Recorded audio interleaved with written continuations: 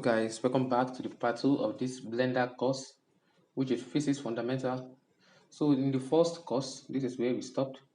Now we know how to hit an object in Blender, but do we know how to break up an object? Like when it hits like that, can we break it up? Yes, it is possible in Blender.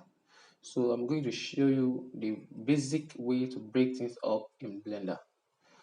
Okay, so to break this up, we need a add-on called self fraction. And when you press tab here, you type fraction. So we don't have the fraction yet, but we can get the fraction in the preferences add-on. To get that, let me quickly turn on my screencast.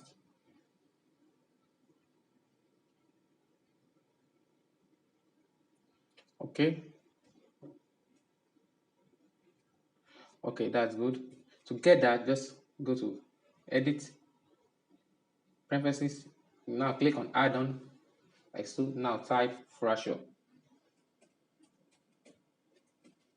So by typing fraction, you have object save fraction. Just click on it, like so, enable it, then click here, then save preferences. Now you can cut this off. Okay, so to get this fraction again, what we have to do is press tab once again. Now press fraction. Now we get the self fraction, quick effect self fraction. Just click on it. Now we have this bunch of settings, but for this we won't do much. So let's start with the default settings for practice. Okay, let's click on OK. Now it is working. All right. So it may take long, a little bit while. So let's wait and let this done.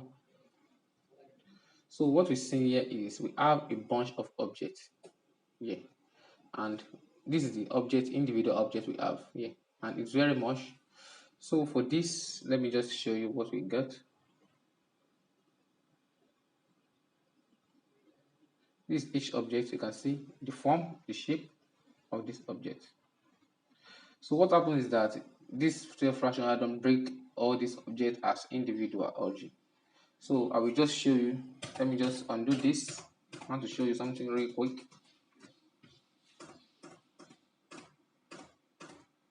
Okay, so we undo that, and I want to show you something. Let's have another object. Press Shift A, go to Mesh. Let's have another cube. Okay, so we want to break up this cube. Let's start from this cube here. Alright, so click on the fraction add-on tab, search for it, then have this, all these things come here out. Okay, now when you click on these things, we are in home particles, but change it to child vertex. Okay, now click on OK. So this is what we got. We have individual objects that is being placed for us, as you can see there. This is what we got. So we don't really break things up, and we want to shatter this in the right direction. Okay, let's undo that also. So let's press the fresh fraction once again. Now you can see that we have a lot of settings here. Now we have noise. We don't have noise in this thing, so let's add a noise. Let me press 1. So we can't give it a 1 noise, but let's choose 1 for now. Click on, we have data mesh here, which is, I will show you this a little bit time, but let's start with this noise first. Okay, click on it. Now by adding noise, this break randomly, you can see. Let's move it aside, and you can see that we have different type of chunk. That is individual chunk, and that is break up individually. You can see it right here. So by doing this, we have different type of brick, and this looks like a brick. You can see it's really nice. So undo that. So I'm just showing you the basic of this so you can understand, and when you're about to do your own project, you don't mess things up. Okay guys, now let's go back to our mesh. Okay, so before we break anything up right now, let's make sure we have this in a separate collection. Now this is a collection which is the default collection that Blender has for us, so let's put this inside the new collection. So when you press M on your number on your keyboard, just click on new collection like so. You can name this anything you like, but I will make this a real object. real object collection. Okay, so we have this real object collection, and I want to make another collection also. So to do another collection, just click here, left click there. Okay, right click, then click on new collection like so. Now we have collection 3, and you can rename this to fraction.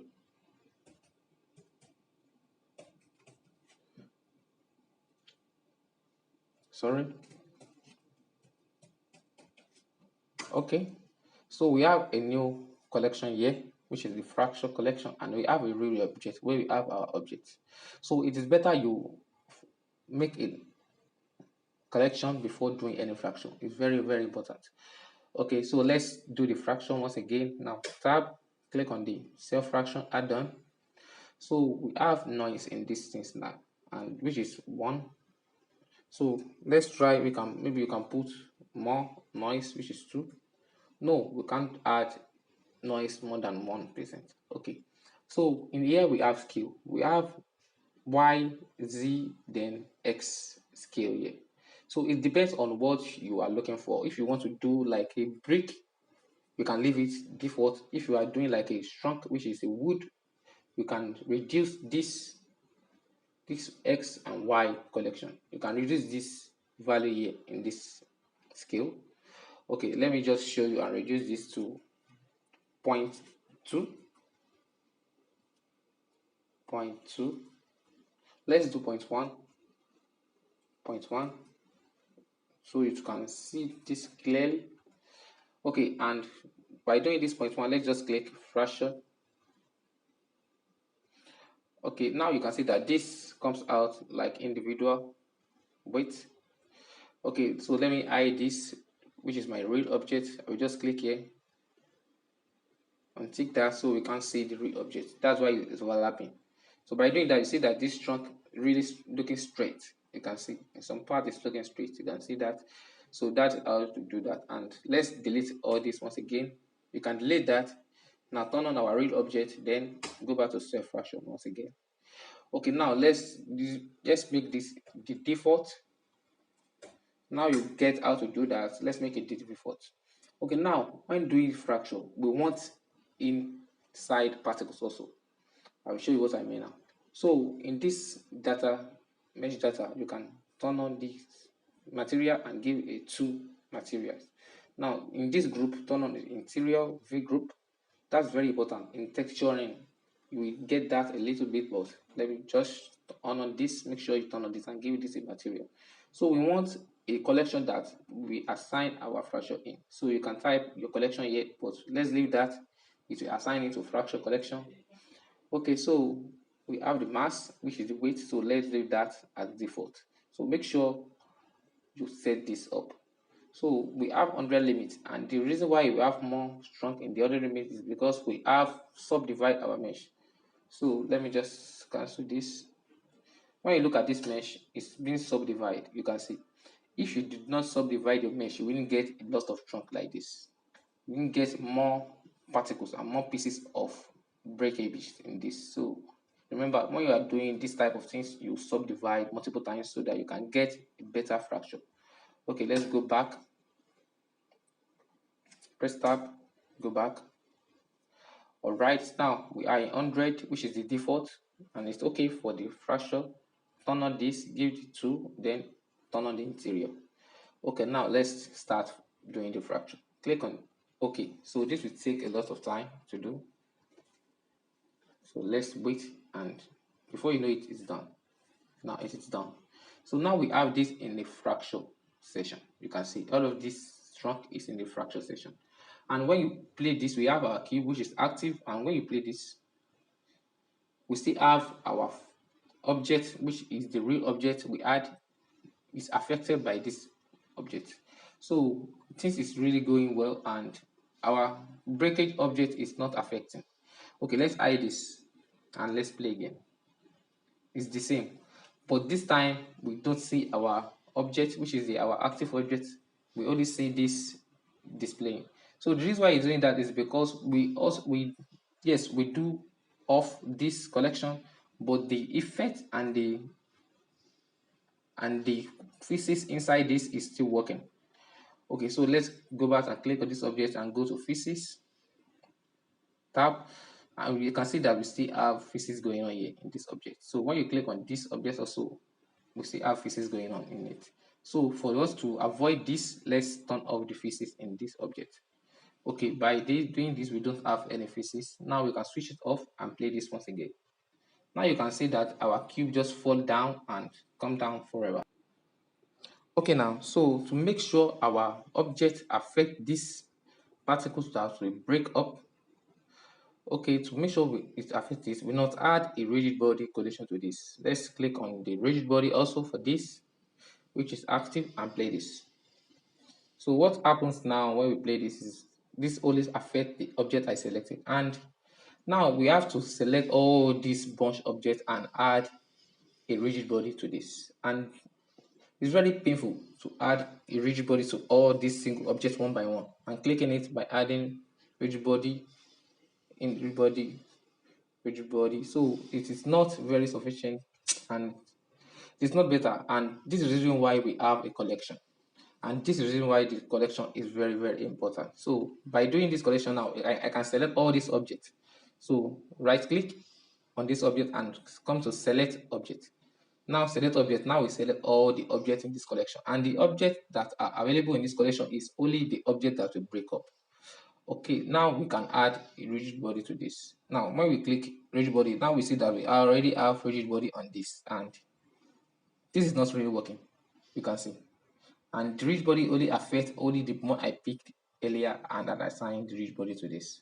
So to really fix what is going on here is to select a rigid body, a strong that we already have a rigid body fixed on it.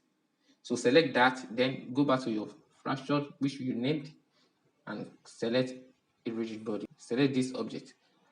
Okay, now we select all the objects. Now go to this object up here, come down. Now you can find a rigid body. Now come down, we have object passive, remove, change shape, change collection. Now click on copy from active. Click on that. Now what we did is to tell Blender that all these objects we picked, we want it to assign this active object to all the objects we add to this. Okay, now basically we have all these objects here active.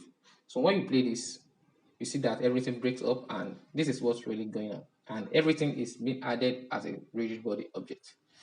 Okay, and for some reason you don't want to break everything up, and all this trunk here has different size, and what is going on here is that we don't really have all these objects in a different mass, which is the different width. We only have them in a different size, but we also want them in a different width. So click on one object also. Let's click on all active objects once again. Select all objects. Now come down here. Now go to rigid body. Now let's come here to calculate mass. You can see calculate mass here. Click on that. Now you can see a bunch of mass which is preset that Blender has here. So we can click on something we want. A similar object we are working with. So we have different type of objects here. So the one I really work well, and the one that will work for the shape of the object we break is brick. You can see we have brick common, we have brick passive. Now let's click on brick here. Just click on one of these brick. Okay, by doing that, we have a different mass going on in this thing. So when you play this, you can see that this box even bounce off because the weight of this box cannot stand the weight of this brick, because this is very heavy brick. You can see the mass. And what we just did now by calculating the brick is we assign different mass according to the weight, according to the size rather, different weight according to the size. So let me pick another object. Now you see here we have different weights to this. You can see we have different weight in all of these objects, individual struct we add. So, and that is very good that we can calculate instead of adding this one by one, and it's very painful. So we can add the weight differently in all this. And to be able to break this up, let's click on this and also give this a powerful weight, because the weight we are doing with is very, very tough. So let's give it like, let's start with 100 for now, 100 kg. Now let's play this once again. You can see that still it doesn't affect it. So we must go up. Like, let's start with 500 this time, and let's play this. You can see that it's really affecting little. So let's start with 900. You can see that it's really bouncing off. So we can't really see the effect of this brick now that this is exploding all the way. You can see. So to be able to fill this and to be able to add, make sure the object, active object, affect this according. And in the first course, I show you one thing. Let's come now here again to something we see here, to deactivation. In this deactivation, when we start deactivating, this object doesn't break up instantly, and that is good. I already showed you this effect in the first course. So when you play this, now it's still opening because the object is activating, and we only add the activation to this, and we are not adding the activation to this object. That is wrong. So we are adding the activation to this object here, and it's very easy now that we can add activation to this. So let's click on start activation, start the activation, and play this. We can see that this really blows up once again, and because we are adding activation on only one object and the object around this activated, so when this blows up, it's actually this at the same time, so the activation doesn't work on it. Okay, so let me show you one thing. So click on all the objects in this group, which is the collection. Go back to object and go back to rigid body and change also to copy from active. That means we are adding all this deactivating effect here to all the objects here. So when you play this, it doesn't affect anything until you touch it. You can see that is exactly what we are looking for. It doesn't accept anything until you touch it. So now I show you the way you can add different masks to this, but let's do something unique.